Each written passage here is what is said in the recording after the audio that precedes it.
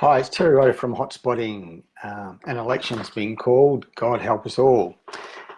War has been declared by the major political parties, and as we all know, in war, the first casualty is the truth.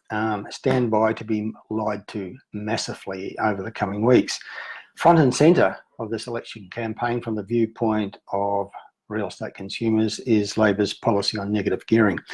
Now, we've already been lied to repeatedly about this by Labor leader Bill Shorten and their Treasury spokesman Chris Bowen, and there's a lot more to come.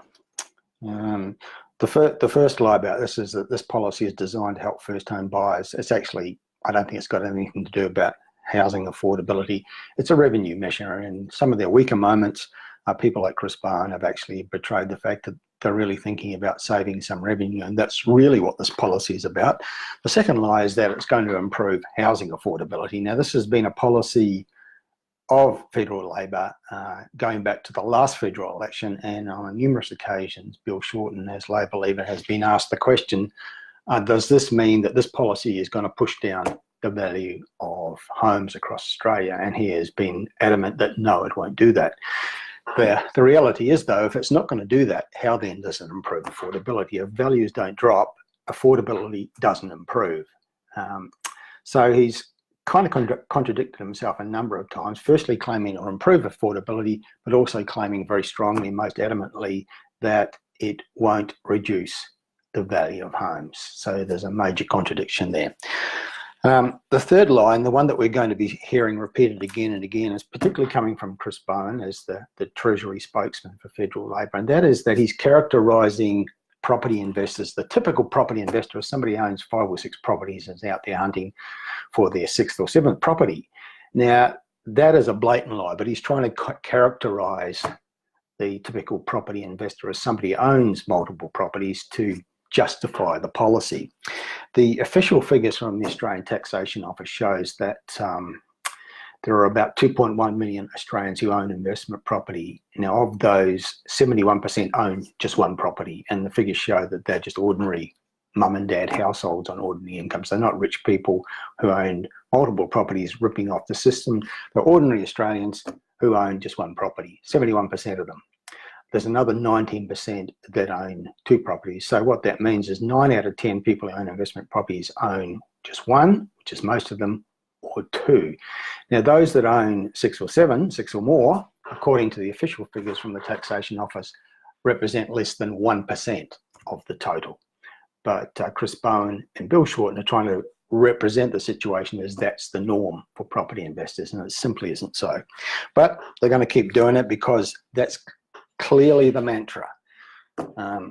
That's how they're going to justify this particular policy to Australian voters.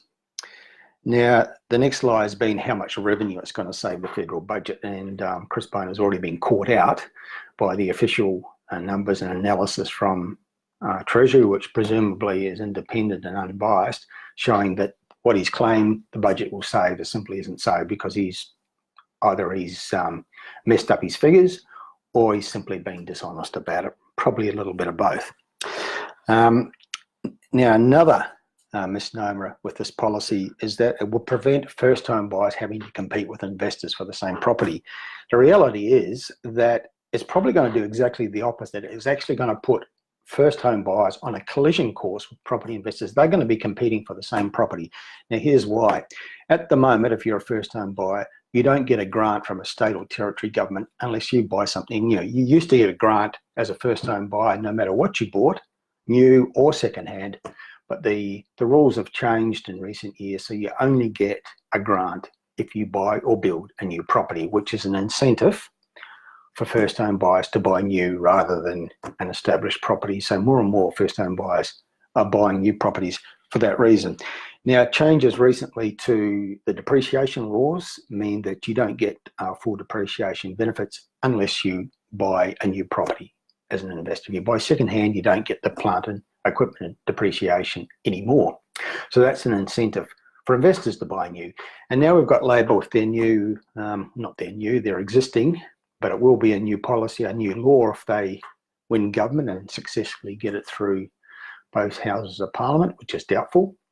But if they do, there will be a big incentive for property investors to invest in new property other than second-hand, because you only get negative gearing benefits if you buy new.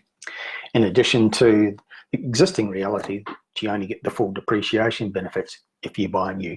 So everyone is going to have an incentive to buy new property, both first-home buyers and investors. So they're going to be competing for the same property, which is exactly the opposite to what Bill Shorten says is the intent of this policy. So they haven't thought it through. They don't understand real estate. They're politicians. They're not real estate experts. They've been getting bad advice.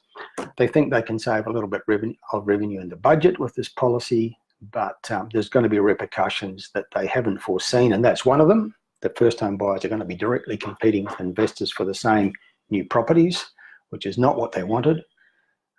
It's also going to create, I think, a shortage in the biggest cities, because buying investment properties, mainstream investment properties, won't be viable without negative gearing benefits. So there'll be create a shortage of rental properties. Rents will rise, as happened in the 80s, the last time a federal Labor government scrapped negative gearing, and then had to bring it back about a year later because it had unforeseen negative consequences, which will be the case this time. Now, the lies we're going to be told about the negative gearing policy and its consequences won't be confined to federal Labor politicians. We're going to get a few porkies from the other side of politics as well. And we're also going to be told quite a few lies or exaggerated misinformation from the vested interest lobby groups in the real estate industry, and that's already happening. A lot of people with a vested interest are forecasting massive negative consequences from this policy, and I think they're really overstating it. Here's what I think the situation will be for property investors if Labor wins and gets its new policy through both houses of parliament. Here are the scenarios. Anything you currently own is unaffected. Anything you buy between now and the 1st of January next year, according to the announcement that federal Labor has made, won't be affected. Anything you buy that's new won't be affected. You'll still get negative gearing tax benefits on buying new property.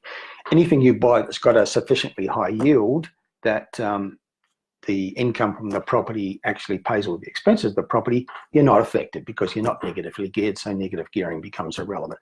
So there's going to be lots of circumstances in which mainstream property investors aren't going to be detrimentally affected by this policy. So right now there's a bit of a strike by property investors. Everyone's folded their arms. They're not making decisions. They don't like uncertainty. They want to see what happens with the election. Well, if Labor wins and implements their policy, in many ways, if you're out there now investing in property, you're not going to be affected by it. So it doesn't make sense to be doing nothing. There's good opportunities out there right now. Markets that are rising, markets that are affordable, markets that have high rental yields and growth prospects, particularly in regional Australia.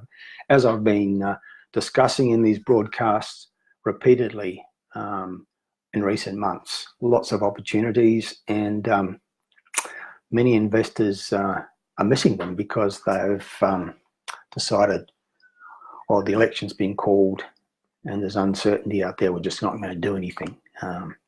Doesn't make a lot of sense to me, but that's what people are basically doing. So stand by for an avalanche of misinformation, half-truths and outright lies between now and May 18, and on no subject more so than on Labor's negative gearing policy and also its capital gains tax changes. Okay, that's it for now. Terry Ryder signing off. Let's do it again soon.